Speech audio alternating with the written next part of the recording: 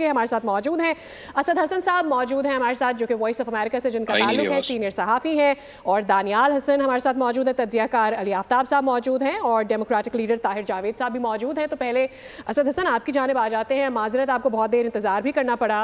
आज जो इतनी सारी बातें उन्होंने दोहरा दी हैं, ये वो बातें जो उनके मैनिफेस्टो में थी। अब 100 दिन जो आएंगे वो बड़े ज़रूरी होंगे, देखना होगा कि क्या कर पाते क्या नहीं कर पाते।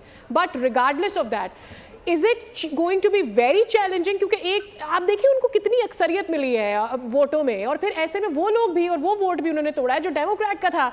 अब ऐसे में जब आप बात करते हैं अबॉर्शन बैन की, जब आप बात करते हैं सेम जेंडर रिलेशनशिप नहीं होगा, तो is it going to backfire at any moment? बहुत शुक्रिया आपका। आपने ये कहा कि वो कैसे इम्प्लीमेंट कर पाएंगे, और पिछले टर्म से अगर उस मवाजना किया जाए तो पिछले टर्म में जब वो आए थे तो वॉशिंगटन में पॉलिसी मेकिंग कहना चाहिए सर्कल्स के अंदर वो बिल्कुल नए थे। ऑल ऑफ सडन पॉलिटिक्स में आए और उन्होंने पहले नॉमिनेशन जीती रिपब्लिकन पार्टी की तरफ से, और उसके बाद फिर वो प्रेसिडेंट ऑफिस आ गए।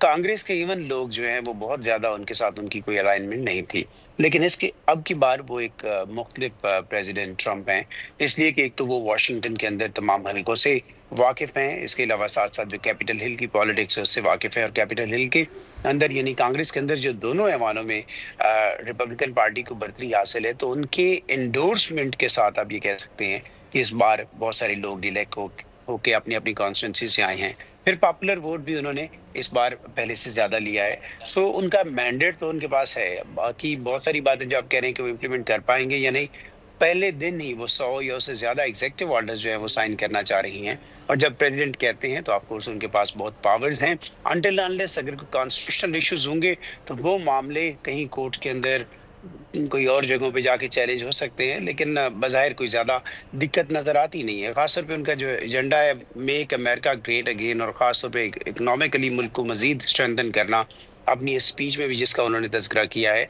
सो बज़ाहिर उनको पूरी हिमायत हासिल है। इमिग्रेशन उनका सबसे बड़ा कंसर्न है, इलीगल इमिग्रेशन उसको कर्ब करना, तो उसमें ना सिर्फ उनको रिपब्लिकन पार्टी की तरफ से बल्कि जो ताज़ा तरीन सर्वेज हैं वो सर्वे जो है न्यूयॉर्क टाइम का हो और इप्सस का मुश्तरका हो, तो उसमें भी उनको हिमायत ना सिर्फ रिपब्लिकन और रिपब्लिकन वोटर्स की जानिब से है, बहुत सारे डेमोक्रेट्स भी उसको सपोर्ट कर रहे हैं, क्योंकि उसको वो ब्रैकेट करते हैं अमेरिका के अंदर क्राइम के साथ, इलीगल एक्टिविटीज के साथ, इवन जॉब्स के साथ, इन अपॉर्चुनिटीज के साथ, तो काफी एम्पावर्ड हैं इस बार पहले के मुकाबले में वो।